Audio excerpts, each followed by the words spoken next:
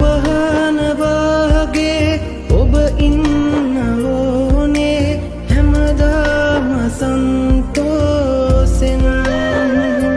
සුදු නෑනාමාගේ කරකාරය බැඳගෙන පනවාගේ රැකගන්න